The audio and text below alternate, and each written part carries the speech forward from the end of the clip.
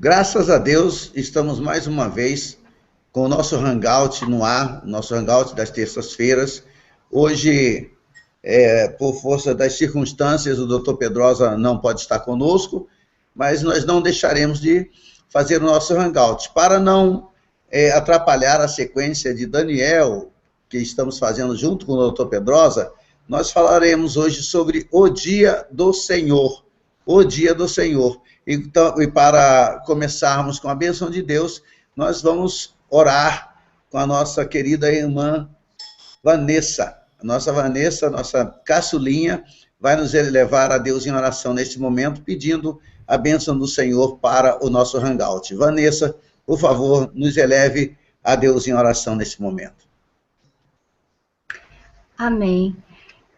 Meu Deus, em nome do Senhor Jesus Cristo, nos colocamos diante da Tua santa e amada presença, Senhor, mesmo sabendo que não somos dignos. Meu Deus, em nome de Jesus Cristo, meu Pai, eu peço que o Senhor venha dirigir esse Hangout. Meu Deus, que o Senhor, meu Deus, venha abençoar a vida, Senhor Jesus Cristo, do pastor Sebastião Aragão. Meu Deus, que o Senhor venha, meu Deus, usar ele para falar conosco. Que não seja, Senhor, a boca do pastor, mas que seja a sua boca falando com todos nós. Em nome de Jesus Cristo. Meu Deus, eu peço que o Senhor também, meu Pai, venha abençoar o Dr. José Renato Pedrosa, meu Pai. Que o Senhor venha abençoar a obra que ele tem realizado por amor ao teu nome. Meu Deus, que o Senhor venha abençoar, meu Pai, a cada um que esteja aqui hoje nesse Hangout, meu Deus. Que o Senhor venha abençoar, que o Senhor venha assistir, meu Deus, a nós, meu Deus, e todas as nossas dificuldades, meu Deus. Que o Senhor venha nos ajudar, meu Deus, em nome de Jesus Cristo. Que o Senhor, meu Deus, venha abençoar todos aqueles que estão assistindo e que ainda vão assistir, meu Pai. Que o Senhor venha tocar no coração, que a Tua palavra venha penetrar no espírito, meu Deus, de cada pessoa, Senhor, trazendo, Senhor Jesus Cristo, a verdade à tona, trazendo iluminação, meu Pai, que só o Teu Santo Espírito pode trazer. Meu Deus, em nome de Jesus Cristo, meu Pai, que a Tua verdade, que a Tua palavra venha nos libertar, meu Pai. Que nós possamos sair da nossa ignorância, Senhor Jesus Cristo, e descobrir, Senhor, o verdadeiro sentido da Tua palavra. Meu Deus, eu entrego esse Hangout, meu Pai, e a vida de cada um de nós nas Tuas mãos, meu Pai. Que o Senhor venha nos dirigir, meu Pai, para que a Tua vontade seja feita assim na terra como no céu. É que eu te peço, meu Deus, e desde já eu te agradeço. Em nome do Pai, do Filho e do Espírito Santo. Em nome de Jesus Cristo. Amém. Amém, irmãos. Graças a Deus. Graças a Deus pela oração da Vanessa, nossa caçulinha, que pediu a bênção do Senhor para que nós possamos falar um pouco sobre o Dia do Senhor. O Dia do Senhor é uma expressão que aparece muitas vezes nos textos proféticos. Existem algumas variações, e essas variações são para que vem nos mostrar que esse termo, né, tem um significado semelhante ou se referem ao período do fim do tempo, do fim de todos os tempos. Então, como a gente vê essa expressão escrita de outra maneira na palavra de Deus? Por exemplo, aquele dia é uma expressão que se refere é sinônima, vamos dizer assim, do dia do Senhor. Aquele dia, os últimos dias, o tempo do fim, o fim dos tempos, mais tarde, o dia de Cristo, no Novo Testamento, e algumas outras expressões, todas tendo o mesmo significado. Essa expressão, o dia do Senhor, refere-se a uma ocasião mais definida que as outras. O dia do Senhor, irmãos, corresponde aproximadamente ao que nós chamamos de a 70ª semana de Daniel. Veja, se nós estivéssemos estudando Daniel hoje, seria o capítulo 9, e o capítulo 9 trata exatamente da 70ª semana de Daniel. Então, eu repito, para que nós possamos gravar, que o dia do Senhor, a expressão dia do Senhor, corresponde ao que nós chamamos a 70ª semana de Daniel, ou seja, os 7 anos que antecedem a volta de Cristo. E ele começa, irmãos, mais ou menos quando termina a dispensação da graça. Quando termina a dispensação da graça, é exatamente quando começa a 70ª semana de Daniel, ou aquilo que a gente também chama de o dia do Senhor. Assim, corresponde, no livro de Apocalipse, que já estudamos, as trombetas e as taças. O dia do Senhor, onde é que eu acho no Apocalipse? Quando são tocadas as 7 trombetas ou derramadas as 7 taças. Vocês podem observar que nós não estamos fugindo do nosso assunto em momento nenhum. Assim, as descrições dos eventos, irmãos, do dia do Senhor no Velho Testamento, coincidem exatamente com os 7 últimos flagelos de que fala o livro do Apocalipse. E por vezes, quando um profeta diz assim, no dia do Senhor, ele está se referindo a um determinado momento situado dentro desse período do dia do Senhor. Por exemplo, a segunda metade do dia do Senhor é chamada de angústia de Jacó. A angústia de Jacó, a segunda metade, ou seja, os 3 últimos anos, 3 anos e meio que antecedem a volta de Cristo, e não confundam a volta de Cristo com o arrebatamento, porque a volta de Cristo é para a batalha do Armagedon, para livrar os judeus. Então, os 3 últimos anos e meio antes da volta de Cristo, nós chamamos de tempo de angústia para Jacó.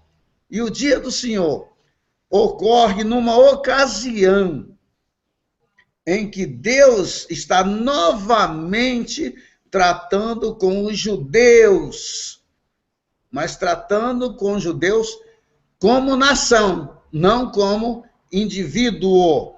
Por isso eu pus no plural, não falei judeu, eu falei judeus como nação. E que geralmente os judeus ou nações vizinhas de Israel são focalizados nesse dia do Senhor. Agora, nós também falamos no Novo Testamento sobre o dia de Cristo. Agora, o dia de Cristo ocorre mais ou menos no mesmo tempo. Mas aqui, no assunto que nós estamos tratando hoje, meus amados, são focalizados não os judeus, ou melhor, aqui eu aqui estou me confundindo, porque eu falei do dia de Cristo. No dia de Cristo são focalizados os santos, a igreja. No dia do Senhor são focalizados os judeus, não a igreja. E tem havido muita confusão por não se reconhecer que o arrebatamento ocorre alguns anos antes do final da dispensação da graça. O arrebatamento ocorre antes de que da graça terminar, do tempo da graça terminar. É antes. Muita gente não reconhece isso e acaba tendo interpretações completamente erradas acerca da época em que se dará o arrebatamento.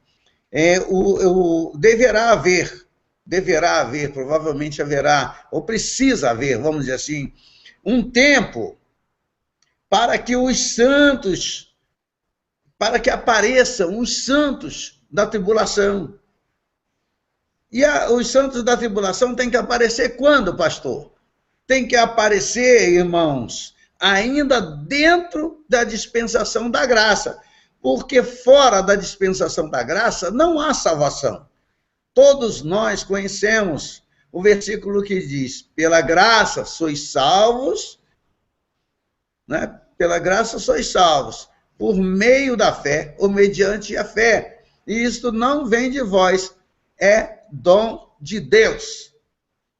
É dom de Deus, pela graça. Então, os santos da tribulação têm que padecer, vamos dizer assim, enquanto pregam o evangelho, enquanto espalham o evangelho, ainda dentro do tempo da graça. Terminando a graça, terminando a dispensação da graça, começa o dia do Senhor, ou aquilo que também é chamado 70ª semana de Daniel, né? Então nós precisamos saber que algumas pessoas pensam que estamos ensinando que o arrebatamento ocorrerá no meio da tribulação, mas não é isso que eu estou querendo dizer. Não. A tribulação virá depois do arrebatamento e antes da 70ª semana de Daniel. O arrebatamento vem primeiro, depois vem a tribulação. Esse período, amados, é o período que nós chamamos de o dia do Senhor. Exatamente esse período. Por quê? Porque é a época em que Deus se levanta para julgar a terra. Está escrito. Por quê? Por quê? É uma pergunta. Chegou, ou melhor, uma afirmação, uma pergunta. Por que chegou o grande dia da ira deles? Deles quem? Da ira de Deus e da ira do Cordeiro. Ninguém imagina o Cordeiro irado, mas vocês sabem, quando falamos Cordeiro, a quem nos referimos? O versículo diz, porque chegou o grande dia da ira deles. Agora vem a pergunta. E quem é que pode suster-se? Quem? Quando Deus derramar a sua ira, quando o Cordeiro se irá, quem é que vai poder estar de pé diante da ira de Deus? Quem? Uma pergunta que nós devemos levar em consideração. Nós precisamos fazer distinção entre o propósito e o método. Repito, distinção entre o propósito e o método. O propósito de Deus é a redenção de tudo que é bom, a salvação, a libertação de tudo que é bom. Tudo que é bom precisa ser salvo. E esse é o propósito de Deus. Agora, o método. Qual é o método que ele usa? O método é a destruição de tudo o que é mal. Prestaram atenção? Eu me fiz entender? Eu disse que nós precisamos fazer diferença, distinção entre o propósito e o método. Qual é o propósito de Deus no dia do Senhor? Primeiro, a redenção de tudo o que é bom. E que método ele utiliza? Ele destrói tudo o que é mal. Toda a redenção implica em purificação. Está escrito, sem derramamento de sangue não há remissão. Os únicos agentes de purificação de que a Bíblia fala, que a Bíblia faz menção, os únicos agentes são o sangue e o fogo. E o mundo, irmãos, rejeitou o sangue. O mundo não quer saber do sangue do Cordeiro. Foi quando os judeus passaram o sangue nas vergas e nas ombreiras das portas, é que eles puderam se livrar do destruidor que mataria os primogênitos de cada casa lá no Egito. Foi o sangue. Quem ignorou o sangue acabou perdendo o seu primogênito. A sua casa, a sua habitação foi invadida pelo destruidor. E ali a morte chegou e houve um grande clamor, como nunca houve em toda a terra do Egito. E ainda hoje, os seres humanos continuam desprezando, os seres continuam não fazendo caso do sangue, de jeito nenhum. E quando não se faz caso do sangue, a única alternativa de purificação é o sangue. Perdão. A única alternativa é o fogo, porque são apenas os dois agentes purificadores, ou sangue ou fogo. Desprezou o sangue, a purificação vem através do fogo. O fogo, ele consome tudo aquilo que não pode ser redimido e purifica aquilo que pode ser redimido. Deus castigará a terra com fogo. Muitos não aceitam isso porque todos sabemos que Deus é bom. Mas é porque ele é bom que ele age da maneira correta. A Bíblia diz que Deus castiga aquele a quem ama. O castigo de Deus não mostra ódio, mostra pelo contrário, mostra amor. Mostra amor, o amor de Deus. Deus castigará a terra com fogo, mas muitas pessoas sobreviverão depois que tudo terminar. Eu quero frisar, depois que tudo terminar, ainda haverá nações aqui na terra. Muitas pessoas não imaginam isso porque quando ouvem falando, o fim do mundo vem aí, o fim do mundo vem aí, imaginam que tudo vai acabar, que tudo vai ser destruído, mas não é bem assim. Depois que tudo estiver terminado, depois que a terra houver sido purificada pelo fogo, ainda haverá nações aqui. E nós podemos ver isso através da descrição do dia do Senhor. Os castigos ali mencionados, irmãos, são apenas uma parte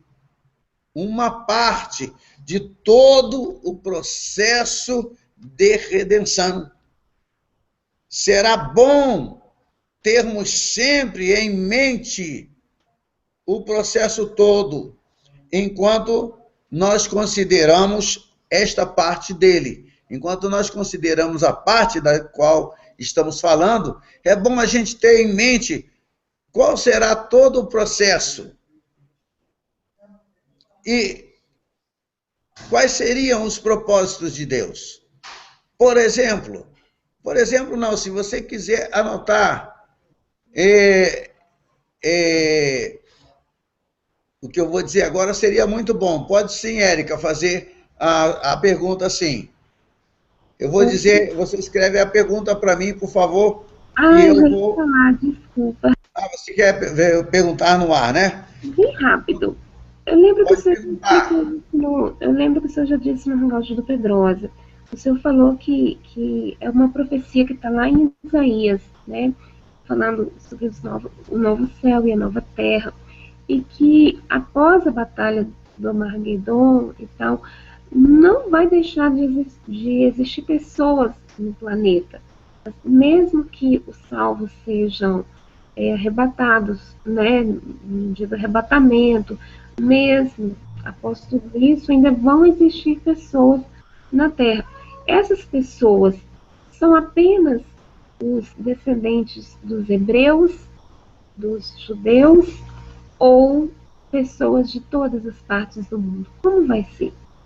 Érica, serão pessoas de todas as partes do mundo, de todas as nações. Deus não destruirá totalmente as nações, entendeu? Então, é o que eu acabei de dizer, ó. Será depois de tudo, depois que tiver acontecido tudo, ainda haverá nações aqui. Não apenas a nação de Israel, mas nações do mundo inteiro. Tá, Érica? Fale. As pessoas, pastora Aragão, é porque após o arrebatamento, né, eu penso assim, eu penso tal como o Senhor, que o Senhor vai poupar a igreja da grande tribulação, tá?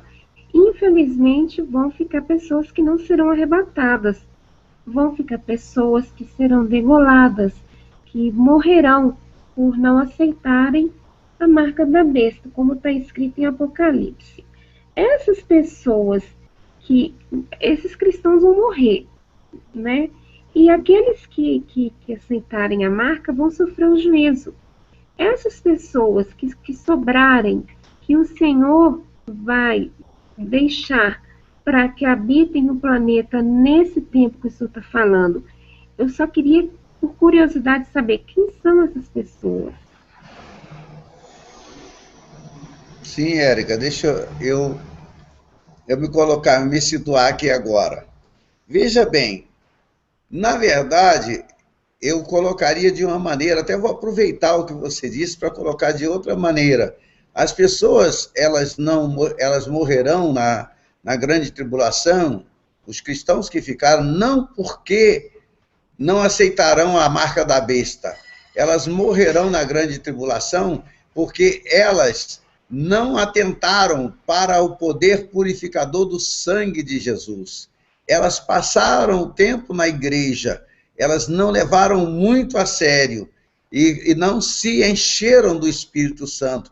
Por não se purificar no sangue, a purificação delas foi através, vamos dizer assim, do fogo da tribulação. E elas morrem por causa disso. Elas não aceitam a marca da besta, porque elas se lembram de que foram avisadas muitas e muitas vezes, através do ensino da palavra de Deus, através da pregação, de que Jesus viria, e elas não prestaram muita atenção, não deram muita atenção, deram mais atenção ao mundo do que à palavra de Deus. Então elas têm a sua purificação através do fogo ali, ou seja, do fogo que eu quero dizer agora, coloque entre aspas, do fogo da tribulação. E elas pregam o evangelho nessa época. Por que pregam?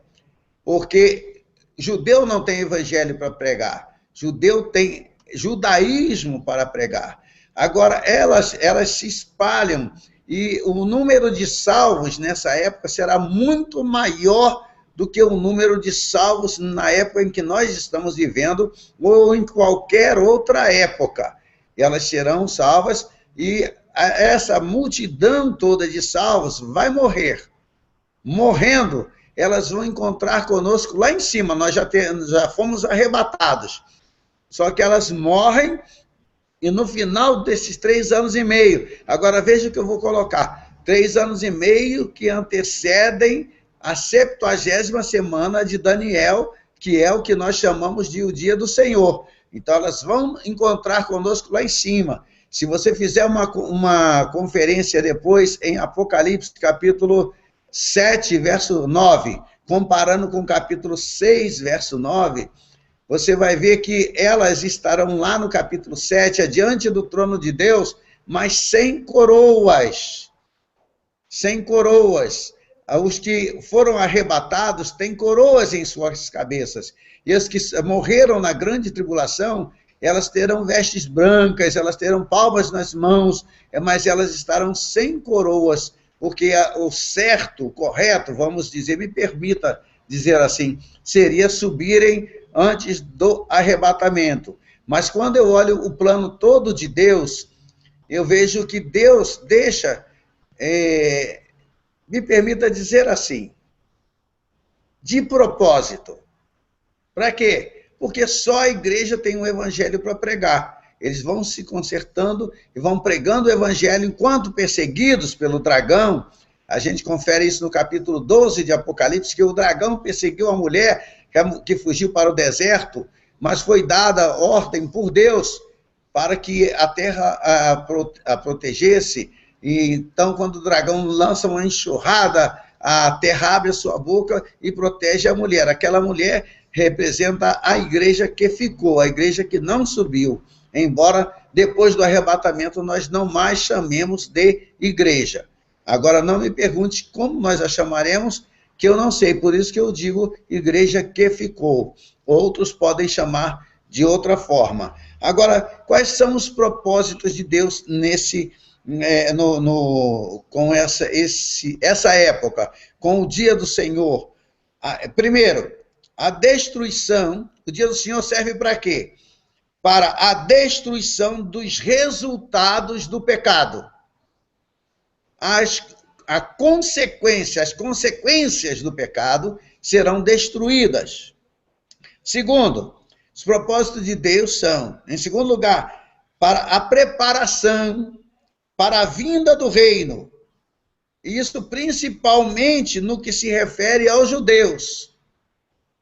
Sim, irmã Eliette, com certeza, deixados para trás. Por isso que aquela série tem esse nome bonito, eles foram deixados para trás. E para serem deixados para trás, Deus tinha que ter um motivo, né? Então Deus diz assim, olha, você quer ficar aí? Ninguém duvida, vocês lembram de Ló, o sobrinho de Abraão? Ló escolheu ficar em Sodoma, não foi?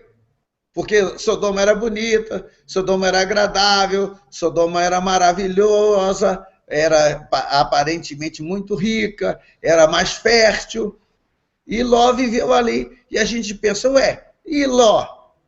Foi salvo? Está lá em Hebreus capítulo 12. Não, perdão, Hebreus capítulo 11, quando fala dos heróis da fé. O justo Ló, chamado de justo. Embora ele nem se comparasse a Abraão, nem se comparasse a outros santos, ele foi ainda assim chamado de justo, está na galeria dos heróis da fé que nós vemos em Hebreus capítulo 11. Eu diria assim, ele representa aqueles que foram deixados para trás. Veja que mesmo sendo salvo, ele escolheu o reino da terra, ele escolheu as riquezas, ele escolheu o que muitos têm escolhido hoje. Então, o dia do Senhor tem como propósito, repetindo, a destruição dos resultados do pecado.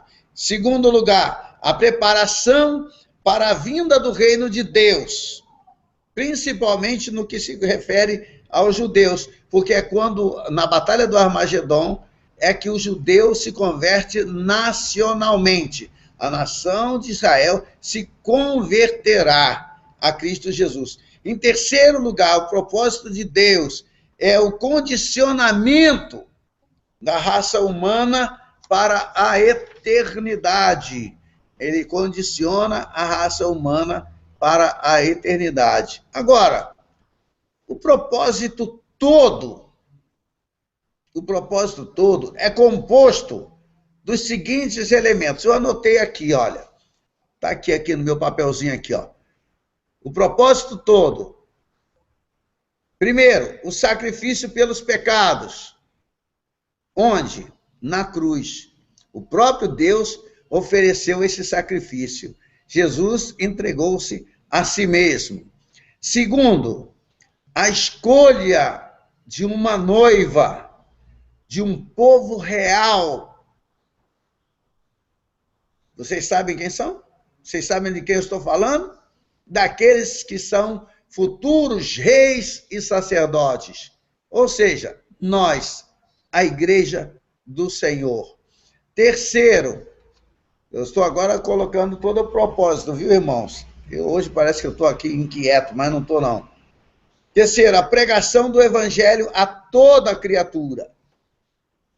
Quarto, o julgamento das nações. E o julgamento das nações é o que nós chamamos de o dia do Senhor. O julgamento das nações e a salvação de Israel. Em quinto lugar, o propósito todo inclui o reinado de 1000 anos. Opa, milênio? Sim. Para quê? Qual a finalidade? A finalidade é restaurar a população e estabelecer um mundo perfeito. Veja, Érica, não serão as pessoas que serão perfeitas. O mundo, o reino é que será perfeito. O governo é que será perfeito, porque será Jesus Cristo governando com a igreja agora transformada, glorificada. Então, o governo será perfeito. Será a primeira vez em toda a eternidade que nós teremos, a Terra terá um governo perfeito. Em sexto lugar, a purificação final das nações. E, em sétimo lugar, o propósito todo inclui o tabernáculo de Deus com os homens. Ou seja, o tabernáculo de Deus com os homens, que nós chamamos de a Nova Jerusalém. Agora, podemos falar um pouquinho sobre o tempo. Em que tempo acontecerá isso? Bom, irmãos, encerrada a dispensação da graça, a velha dispensação, preste atenção, por favor, encerrada a dispensação da graça, a velha dispensação voltará a vigorar durante 7 anos. E esse período que é chamado de a 70ª semana de Daniel. Engraçado, né? Eu disse que não ia falar sobre Daniel hoje e estou mencionando isso várias vezes, porque realmente é o mesmo assunto. Mas nós falaremos sobre no capítulo 9 de Daniel. E a expressão fim dos séculos, ou fim do mundo, essa expressão fim dos séculos, muitas vezes, refere-se especificamente ao fim da era da graça. Opa, vem aí o fim do mundo. É o fim da era da graça.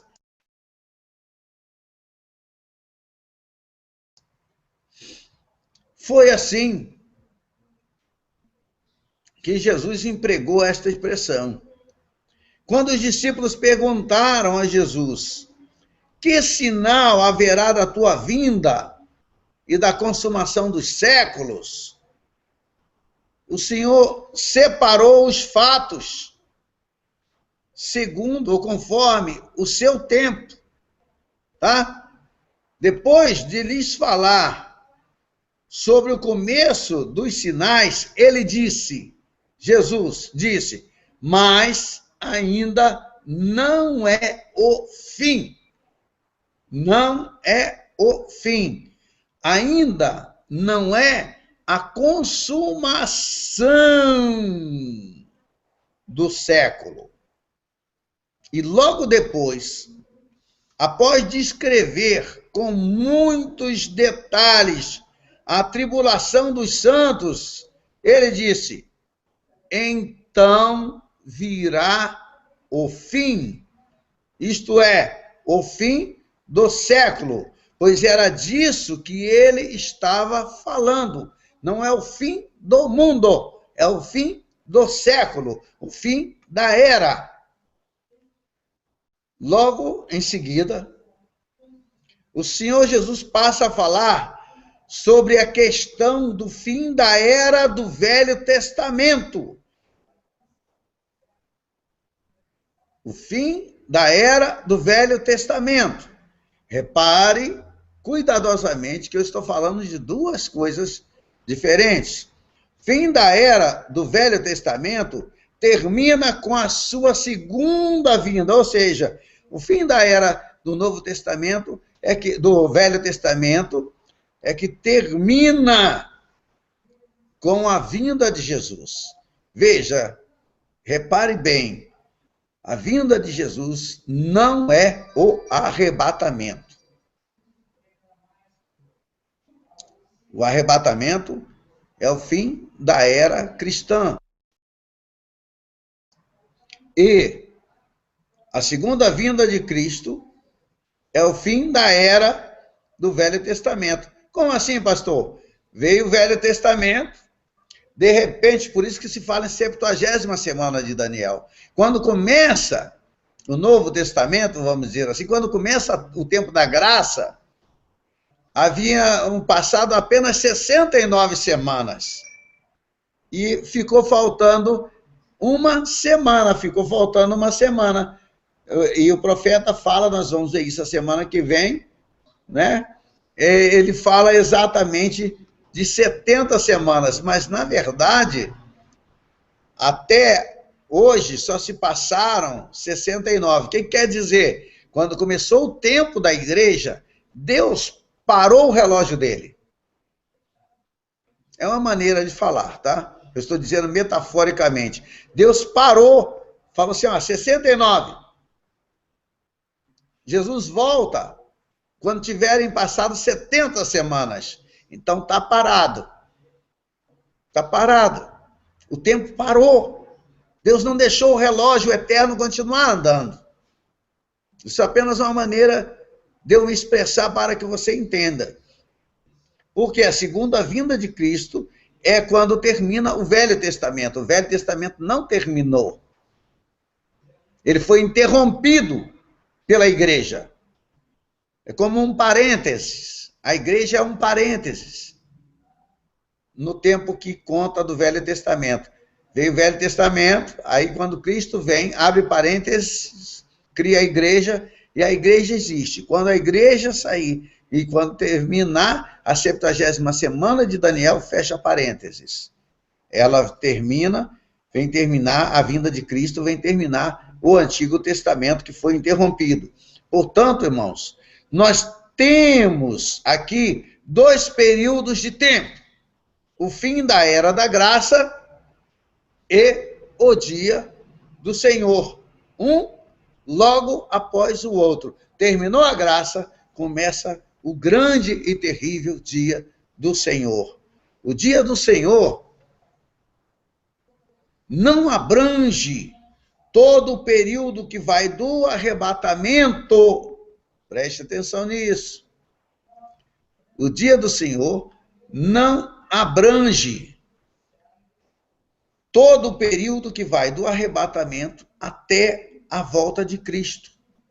A tribulação dos santos também entra aí e ocorre antes do dia do Senhor. Ou seja, arrebatamento, a grande tribulação, e aí entra o dia do Senhor, que é também chamada de a 70ª semana de Daniel. Irmãos, os profetas do Velho Testamento também reconheceram o tempo do fim que vem antes do dia do Senhor. Joel fala de um avivamento que começou em Pentecostes, mas que se completará, eu disse se completará, com um poderoso derramamento do Espírito antes do grande e terrível dia do Senhor. Ué, pastor, o que foi que Joel disse? Joel profetizou: mostrarei prodígios no céu e na terra, sangue, fogo e colunas de fumo. O sol se converterá em trevas e a lua em sangue, antes que venha o grande e terrível dia do Senhor. Os irmãos prestaram atenção no eclipse que houve na Páscoa deste ano, onde a NASA prevê as 4 luas de sangue. Não vamos falar sobre elas agora, mas prestaram atenção. A lua se torna vermelha como sangue e vai ter... A irmã Eliette frisou ali novamente em março de 2015. Mas antes de março de 2015, irmã Eliette, estamos esperando agora, por volta do dia 10 de outubro desse ano, a segunda lua de sangue. Ela se torna vermelha como sangue. E a Bíblia diz também que o sol se converterá em trevas, é onde a irmã Eliette escreveu ali sobre o eclipse solar. antes que venha o grande e terrível dia do Senhor. Veja bem, antes, Joel fala que o sol se tornará em trevas e a lua em sangue, antes que venha o grande e terrível dia do Senhor. E são, irmãos, as seguintes, né? As seguintes coisas que eu vou dizer agora para vocês são as características da tribulação da qual surgem os santos. Eu vou pedir, por exemplo, já que vocês abriram em... Não vou pedir agora, porque eu pedi para vocês abrirem em Sofonias. Continue aí em Sofonias. Vocês se lembram, Apocalipse 6:12? Está escrito assim, ó: vi quando o Cordeiro abriu o 6º selo e sobreveio grande terremoto. O sol se tornou negro como saco de crina e a lua toda como sangue. A senhora abriu aí, irmã Eliette? Eu vi a senhora se mexendo, abriu aí? Se tiver aberto, leia para nós, por favor, só para confirmar o que eu disse. Apocalipse 6:12. Vi quando o Cordeiro abriu o 6º selo e sobreveio grande terremoto. O sol se tornou negro como saco de crina, a lua toda como sangue. As estrelas dos céus caíram pela terra, como a figueira quando abalada pelo vento forte deixa cair os seus figos verdes.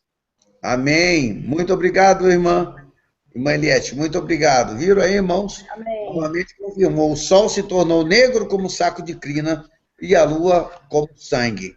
Abdias, ou Obadias, como está na nossa Bíblia, ele conta a experiência pela qual passarão os judeus ao tentarem escapar.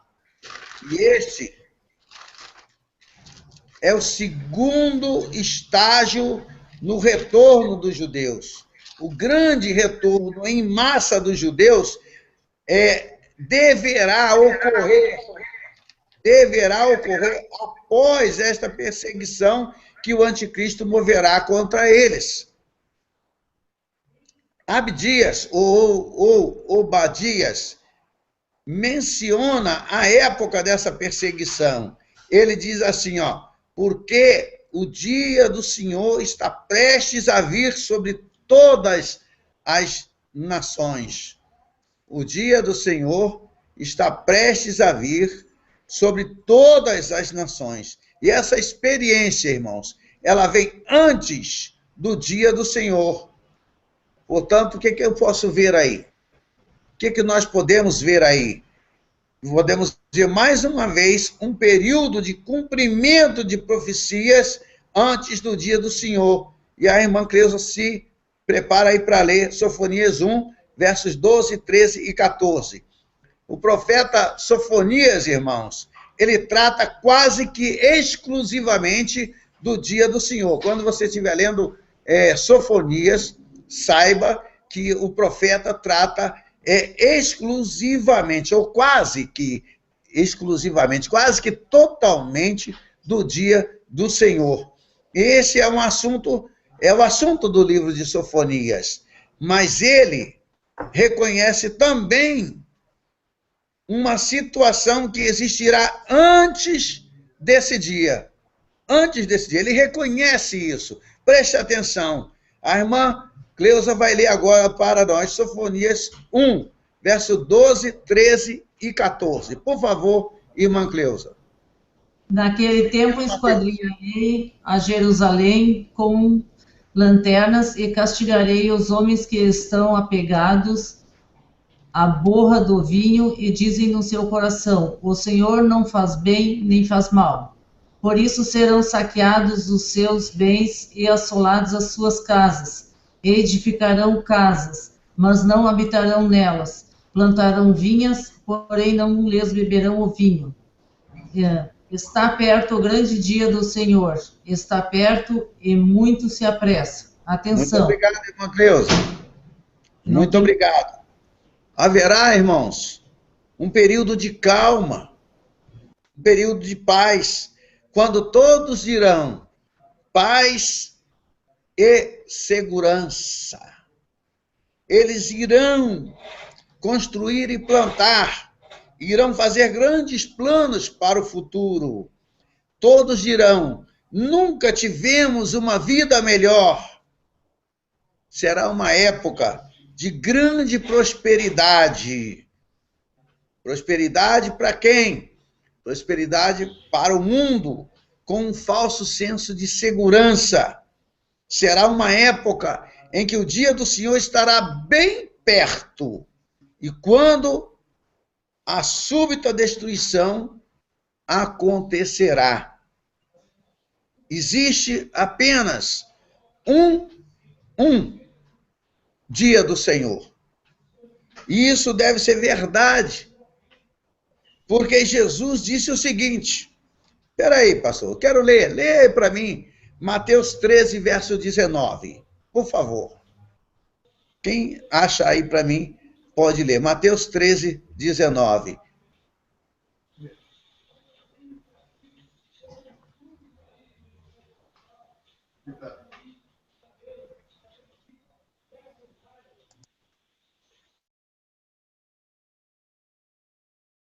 Achei aqui, pastor. A todos os que ouvem a palavra do reino e não a compreendem, venha o maligno e arrebata o que lhes foi sembrado. Não, mãe Creuza, a senhora abriu, perdão, eu falei errado, eu falei Mateus, não foi? Foi Mateus. Perdão, é Marcos. Marcos 13, 19, me perdoem.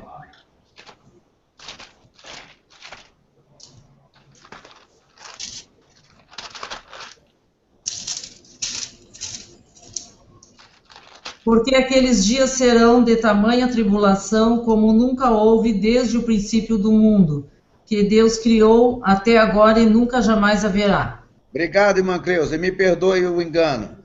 Me perdoe aí, irmãos. Será um dia da aflição ou tribulação de Israel, principalmente a segunda metade desse período. A 70ª semana de Daniel, irmãos, o dia do Senhor e os 7 últimos flagelos são diversos aspectos de um só processo. Eu não tinha reparado que a Érica caiu. A pergunta dela foi muito boa. Nós precisamos observar também que a expressão o dia do Senhor, por vezes, é usada num sentido mais restrito, referindo-se apenas à última parte do processo. E qual é a última parte do processo? A batalha do Armagedon. E também aos eventos que precedem essa batalha. Um exemplo disso está lá em Malaquias. Vanessa caiu, então irmã Vanessa está ali, pastor. Irmã Olívia, a senhora consegue achar para nós rapidinho Malaquias? É um livro antes de Mateus. Vanessa, eu não percebi.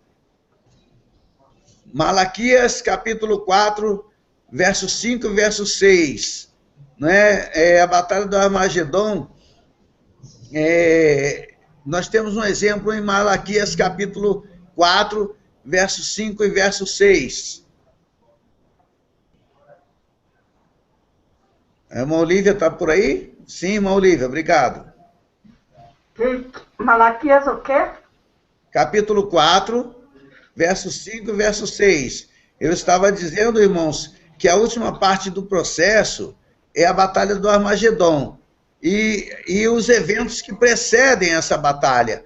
E um exemplo disso, desses eventos, é Malaquias 4, verso 5 e verso 6. Eu vou pedir à irmã Olívia para ler agora para nós, por favor. Malaquias 4, verso 5 e verso 6. Eis que eu vos envio o profeta Elias antes que venha o dia grande e terrível do Senhor. E converterá o coração dos pais aos filhos, e o coração dos filhos aos seus pais, para que eu não venha e fira a terra com maldição.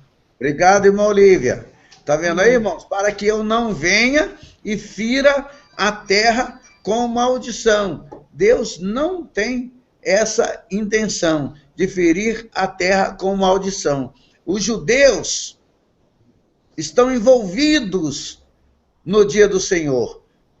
Primeiro, porque são uma nação situada em terras proféticas. E, em segundo lugar, porque tem um papel especial no programa de Deus. No programa de Deus. Né? A 70ª semana de Daniel são os 7 anos anteriores à vinda de Cristo. Eu estou repetindo para ficar bem frisado, bem guardado. A 70ª semana de Daniel são os 7 anos anteriores à vinda de Cristo. O dia do Senhor encerra-se com a volta de Jesus, com a volta de Cristo. Prefiro falar volta de Cristo, porque se refere ao Messias, a Deus. E Jesus é o mesmo, mas Jesus é o nome dele como homem. E os 7 últimos flagelos ocorrem justamente antes da vinda de Cristo ao mundo para aqui reinar. E eu digo até que, aliás, o 7º flagelo, ou seja, a 7ª trombeta, que também é a mesma 7ª taça, serve para introduzir a vinda de Cristo. Portanto, né, nós tiramos uma conclusão aí. Todos deverão ocorrer ao mesmo tempo. Vemos aqui, então, 3 aspectos de um só processo. No dia do Senhor, irmãos, a maioria dos santos estará no céu. Opa! No dia do Senhor, a maioria dos santos estará no céu.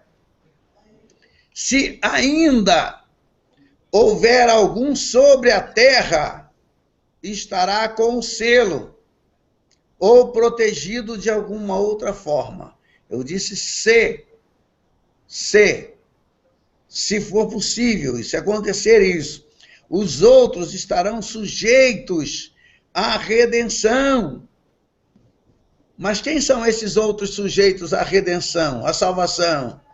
São os judeus, são a nação de Israel, a nação de Israel, as nações, ou seja, os povos das nações que passarão pelos julgamentos, a terra também, que deverá se tornar nova depois de purificada pelo fogo. A gente viu isso em Apocalipse. E os santos do céu estarão encarregados da redenção da terra e do julgamento das nações. Os santos, quando eu digo os santos, a igreja arrebatada, são os agentes do Apocalipse. É a igreja que está encarregada de executar aqueles flagelos, ou seja, de tocarem as 7 trombetas e de derramarem as 7 taças, irmãos. Portanto, nós temos 3 elementos sujeitos à redenção e 3 grupos de indivíduos com 3 expressões que se aplicam a eles. Opa, peraí, pastor, que tanto 3 é esse? Eu disse, nós temos 3 elementos sujeitos à redenção, 3 grupos de indivíduos com 3 expressões que se aplicam a eles.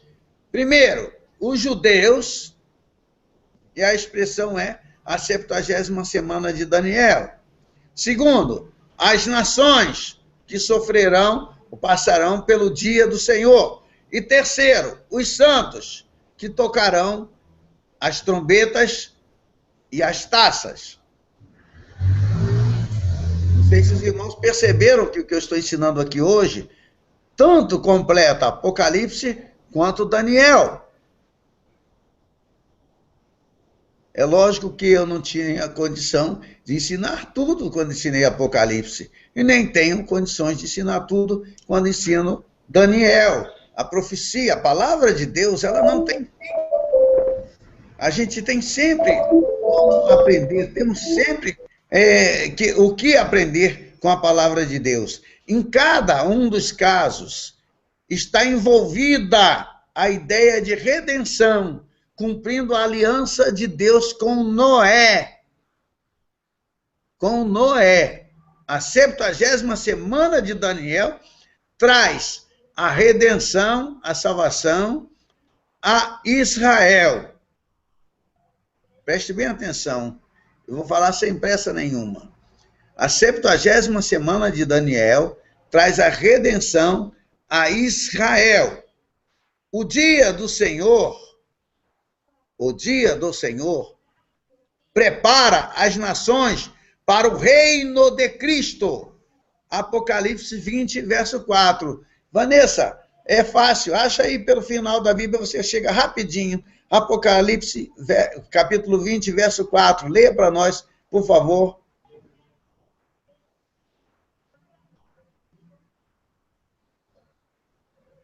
Amanhã eu vou cortar esse cabelo, né, irmão? Você está me incomodando e toda hora eu estou aqui. Vi também tronos, e nestes sentaram-se aqueles aos quais foi dada a autoridade de julgar. Vi ainda as almas dos decapitados por causa do testemunho de Jesus, bem como por causa da palavra de Deus, tantos quantos não adoraram a besta, nem tampouco a sua imagem, e não receberam a marca na fronte e na mão, e viveram e reinaram com Cristo durante 1000 anos. Muito obrigado, Vanessa. Deus te abençoe, minha filha. O dia do Senhor, repito, prepara as nações para o reino de Cristo, conforme foi confirmado em Apocalipse 20, verso 4, lido pela nossa caçulinha, a nossa irmãzinha Vanessa. Irmãos, e os 7 últimos flagelos, ou seja, as 7 trombetas e taças, purificam a terra das consequências do pecado e preparam a terra, eu estou querendo ser enfático quando estou repetindo isso aqui, preparam a terra para a reconstrução durante o milênio, quando a terra, para não dizer ela, então quis dizer, quando a terra se tornará perfeita, como teria sido se Adão não tivesse pecado. Todos esses 3 aspectos são encontrados em Apocalipse, mas a terra é o elemento básico. Se quisermos mais informações sobre o julgamento das nações, nós temos que recorrer, ao Velho Testamento. O dia do Senhor aplica-se essencialmente às nações, porque a igreja já estará no céu. Uma atenção toda especial é dada às nações que perseguiram os judeus em suas horas de provação, aumentando assim a angústia para Jacó, ou seja, a angústia dos judeus. Vamos ver, por exemplo, quem é que vai ler? A irmã Cleusa já leu. Quem é que quer ler para mim aí? Sofonias, capítulo 1, do verso 14 ao verso 18. Pode ser o Osmi. Osmi, lê para nós, por favor. Sofonias 1, do verso 14 ao verso 18. Vamos ver a natureza do dia do Senhor. Na leitura que o irmão Osmi vai fazer agora, nós veremos a natureza do dia do Senhor. Sofonias, capítulo 1, do verso 14 ao verso 18. Você vai ler aí e eu vou te acompanhar aqui, por favor. O grande dia do Senhor está perto, e se apressa muito a voz do dia do Senhor. Amargamente clamará ali o homem poderoso. Aquele dia é um dia de indignação, dia de angústia e de ânsia, dia de alvoroço e de desolação, dia de trevas e de escuridão, dia de nuvens e de densas trevas, dia de trombeta e de alarido, contra a cidade forte e contra as torres altas. E angustiarei os homens, e eles andarão como cegos, porque pecaram contra o Senhor, e o seu sangue se derramará como pó, e a sua carne como esterco. Nem a sua prata, nem o seu ouro os poderá livrar do dia do furor do Senhor. Mas pelo fogo do seu zelo, toda esta terra será consumida, porque certamente fará de todos os moradores da terra uma destruição tal e apressada. Amém, irmão. Amém. Muito obrigado. Irmãos, se vocês prestarem atenção no que o irmão Osmi leu, é para deixar a gente tremendo, né? É para deixar a gente literalmente apavorado. Mas esse grande e terrível dia do Senhor não é para a igreja, mas é para as nações. Se nós tivermos verdadeiro coração cristão, nós vamos pregar o evangelho o máximo que nós pudermos, para que as pessoas escapem desse dia terrível. Está perto o grande dia do Senhor. Que dia terrível, irmãos. Que dia terrível. Como Deus mostrou isso a Sofonias, 4 versículos é para deixar a gente apavorado. Agora, não conosco, porque o nosso futuro Jesus já garantiu. Mas tem muitos que são amados, muitos que são queridos, que ainda estão sujeitos a serem alcançados por esse dia. Eu não sabia, irmã Eliette, que o caçulinha é o Mateus, não, mais novinho ainda do que a Vanessa. Então, ele é o caçulinha, mas ela é a caçulinha. Então, não estou errado. Veja bem, Sofonias, irmãos, começa nessa passagem que o irmão Osmir leu. Ele começa abruptamente anunciando um castigo universal sobre o mundo inteiro. Parabéns pelo teu aniversário, Mateus. Mateus está completando 20 anos hoje. E o teu maior presente é que você não estará aqui no grande e terrível dia do Senhor. Você estará morando com Jesus no céu, viu? Não tem presente maior do que esse. Que Deus te abençoe muito, meu filho, tá? Deus te abençoe e te mantenha seguro nas mãos de Deus para que você possa estar alegre conosco naquele dia, viu? Agora, voltamos aqui ao que eu estava dizendo. Sofonias começa abruptamente e anuncia um castigo universal sobre o mundo inteiro. Veja o que ele diz aí, olha. Consumirei todas as coisas. Literalmente, isso significa retirarei e porei um fim. E isso está refletido no verso 18.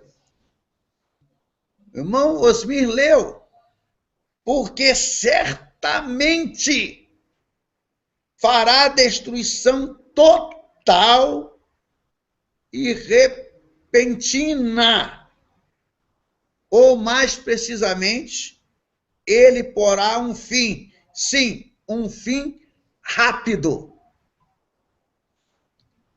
Isto não significa que tudo deixará de existir, ou que todas as pessoas morrerão. Haverá, sim, um fim para as atuais condições do mundo. Um terremoto pode destruir completamente uma cidade e mesmo assim ela será reconstruída. Quando tudo terminar, ainda haverá pessoas aqui. Viu, Érica? Eu sei que você vai estar assistindo depois o restante do Hangout. Haverá pessoas aqui, porque o profeta Sofonias diz, no verso 3, no capítulo 3, perdão, verso 8 e 9, irmã Eliette. Sofonias 3, 3, versos 8 e 9.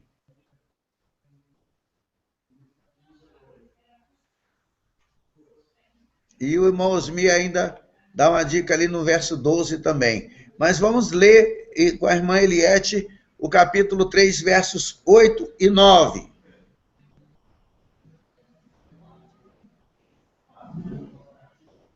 Vocês vão ver aí que haverá pessoas aqui, depois de tudo isso. As pessoas continuarão existindo. Quer dizer que Deus não vai matar todo mundo. Irmã Eliette, por favor. Esperai-me, pois, a mim, diz o Senhor, no dia em que eu me levantar para o despojo, porque a minha... Peraí, irmã. Pelo menos não está batendo com a minha. Vamos ver aí. Sofonias 3, 8 e 9. Vê se a senhora pegou certo. Certo. Então sou eu aqui, a minha. Tá bom. Para mim é isso aí, pastor. É isso mesmo? Então leia, por favor. É porque a minha versão está bem diferente mesmo. Pode ler, por favor. Esperai-me, pois, a mim, diz o Senhor, no dia em que eu me levantar para o despojo, porque a minha resolução é ajuntar as nações e congregar os reinos, para sobre eles fazer cair a minha maldição e todo o furor da minha ira. Pois toda esta terra será devorada pelo fogo do meu zelo. Então darei lábios puros aos povos, para que todos invoquem o nome do Senhor e o sirvam de comum acordo. Obrigado, irmã Eliette. Muito obrigado, Santa de Deus. Muito obrigado. Amém. Os irmãos perceberam aí o que ele diz? Porque a minha resolução é ajuntar as nações e congregar os reinos. Para quê? Para, sobre eles, fazer cair a minha maldição e todo o furor da minha ira. Olha como Deus está falando. Pois toda esta terra será devorada pelo fogo do meu zelo. É isso que ele está dizendo. Agora veja, depois disso aí, depois da ira derramada, depois de derramado o fogo do zelo de Deus. Olha o que ele diz. Então, darei lábios puros aos povos. Olha os povos aí. Viu, Érica? Olha os povos aí. Darei lábios puros aos povos, para que todos invoquem o nome do Senhor e o sirvam de comum acordo. Vejam que com todo o castigo, Deus ainda deixa as pessoas aí. Quem quiser maiores detalhes, pode ler Apocalipse capítulo 8, verso 9 e verso 16. Nós podemos ver, então, que quando o flagelo implica em perda de vida, ele só aflige 1/3 da terra. Isso de cada vez. Ele não pega a terra toda, apenas 1/3. Há sempre pessoas que sobrevivem a ele, ao castigo de Deus, ao fogo. Aliás, a Bíblia diz que elas, as pessoas, procurarão a morte e a morte fugirá delas. Vocês vão ver isso em Apocalipse capítulo 9, verso 6. E nós podemos dizer, naturalmente, que muita gente morrerá, mas no fim ainda haverá muitas pessoas na terra, e a população será rapidamente refeita. No milênio, Cristo e os seus santos irão reinar sobre as nações. Para que Cristo e a igreja possa reinar sobre as nações, é necessário que as nações continuem existindo. Nós precisamos e podemos ver que haverá gente aqui. Entendeu, irmãos? Eu gostaria até de concluir o nosso hangout sobre o dia do Senhor aqui nesse momento, porque eu teria que falar um pouquinho sobre a Babilônia, né? E, aliás, eu vou deixar... Não, eu vou deixar assim. A Babilônia e o dia do Senhor e a batalha do Armagedon para outro dia em que a gente não puder falar, não der continuidade a batalha do Armagedon, a Daniel, porque eu quero que vocês tenham uma ideia completa, quero falar ainda mais ainda sobre a destruição da Babilônia, né, o juízo como um objetivo determinado por Deus. Eu quero falar sobre o tempo dos gentios, para que vocês tenham uma ideia ainda mais ampla, uma visão mais ampla do que puderam ver lá em Apocalipse, né? E eu quero... Peraí, deixa eu ver o que a Vanessa falou ali. Reinará os vivos que foram arrebatados e os mortos vão esperar o final. Sim, os vivos que foram arrebatados, Vanessa. Agora, os mortos que você está dizendo, se você estivesse se referindo aos mortos que morreram na grande tribulação, crendo em Cristo, morreram porque lavaram suas vestes no sangue do Cordeiro, eles estarão conosco também. Tá, irmãos? Então, nós estamos concluindo aqui o nosso hangout hoje. Eu espero que vocês tenham gostado, porque é um complemento para o que aprenderam em Apocalipse. Não deixou de fazer menção a Daniel, capítulo 9, não é? E nós pudemos aprender mais um pouco da palavra de Deus. Em Joel 2, como está perguntando o irmão Edson Luiz Marques, ele perguntou: derramamento do Espírito é sobre Israel? Sim, irmão. O cumprimento completo, irmão Edson, de Joel 2, ele se cumpriu em parte no dia de Pentecostes e se cumpre plenamente sobre Israel. Ele vem de uma maneira diferente como veio sobre a igreja. Ele veio sobre a igreja para capacitar a igreja a fazer a obra do Senhor.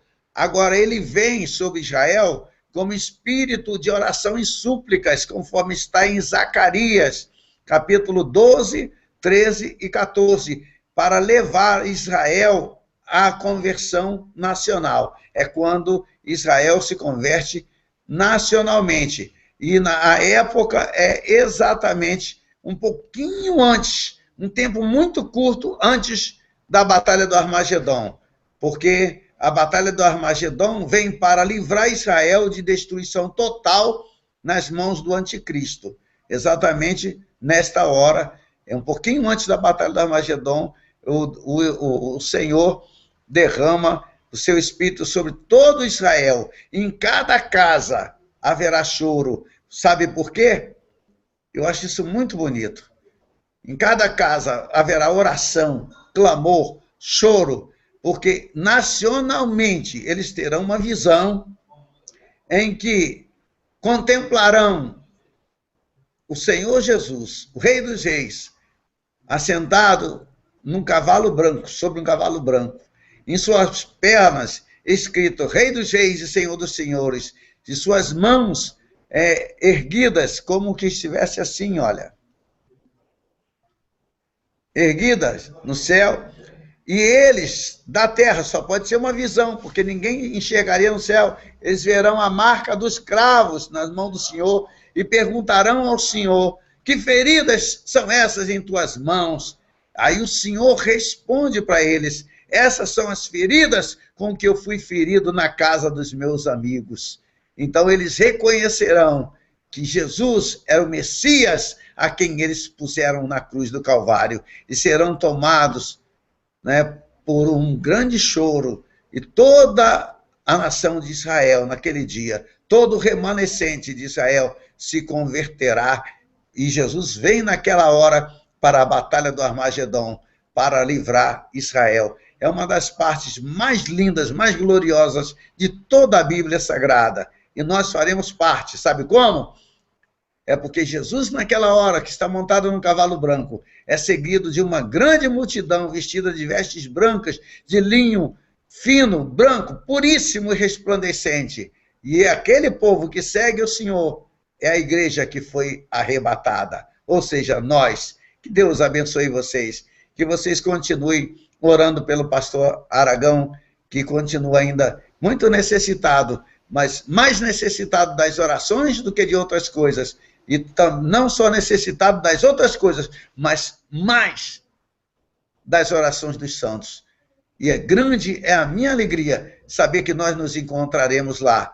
E, Mateus, mais uma vez, parabéns pelo seu aniversário, pelos seus 20 anos, que Deus te abençoe. E parabéns a você, que tem nos ajudado na pregação do Evangelho, através dos nossos hangouts. Que Deus abençoe vocês, abençoe o doutor Pedrosa, que hoje não pôde estar, e tenha uma noite muito abençoada, tá? Hoje eu quero pedir que a nossa oração final seja feita, por que não pelo aniversariante, né, irmã Liette? Se ele tiver som, será que ele tem som? Mateus tem som para fazer a oração final hoje? Ô, Mateus, tem som?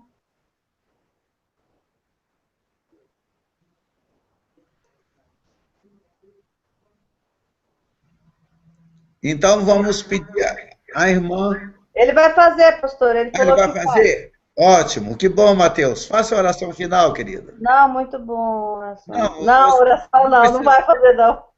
Não? Então, vamos pedir, então, a nossa querida irmã Olívia para fazer a oração final nesta noite, antes de sairmos do ar.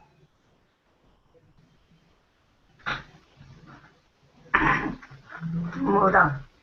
Senhor, nosso Deus, nosso Pai Celestial, Deus amado e poderoso Rei, Senhor da glória, nós te agradecemos por esse hangar, Senhor. Ó Jesus querido, graças te damos por aprender mais de ti, Senhor, por o Senhor ter nos ajudado, Senhor, a entender, Senhor, a tua palavra, meu Deus. Abençoa cada um que esteve aqui, cada um que guardou, Senhor, a tua parte, Senhor. Dá vitória para cada um, dá a tua graça e a tua bênção. Ajuda também o pastor Aragão, Senhor, toma nas tuas mãos, resolve os problemas dele, as dificuldades, meu Deus, só o Senhor sabe. Jesus querido, toda a família, Senhor, do teu servo, Jesus querido, abençoa cada um da vitória. Assim nós te pedimos e te agradecemos, em nome de Jesus. Amém.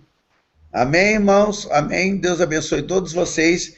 E antes de finalizar a transmissão, eu quero convidar a todos para estarem conosco na quinta-feira para o nosso trabalho, nosso hangout sobre o livro de Romanos. Estamos estudando Romanos 8 e você que assistiu até agora o nosso hangout, você é nosso convidado, você será muito bem-vindo. Quinta-feira, às 22 horas em ponto, estaremos começando o nosso hangout no capítulo 8 de Romanos. Você é muito bem-vindo e sexta-feira, com a graça de Deus, estaremos mais cedo um pouquinho, que tal 9h30, é o nosso culto, né? Nosso culto de adoração a Deus e até de pregação da palavra de Deus. Estaremos pregando a palavra de Deus aqui na sexta-feira também. Então você é nosso convidado para quinta-feira às 22 horas e para sexta-feira às 21h30. Que Deus abençoe a todos vocês. Encerramos a transmissão em nome de Jesus. Que a graça de nosso Senhor e Salvador Jesus Cristo, que o grande amor de Deus, o nosso bendito Pai, e que a comunhão do Espírito Santo, Consolador e Santificador nosso, seja com todos vós e com todos aqueles que aguardam a vinda do Senhor. Todos nós podemos dizer amém e amém. Amém.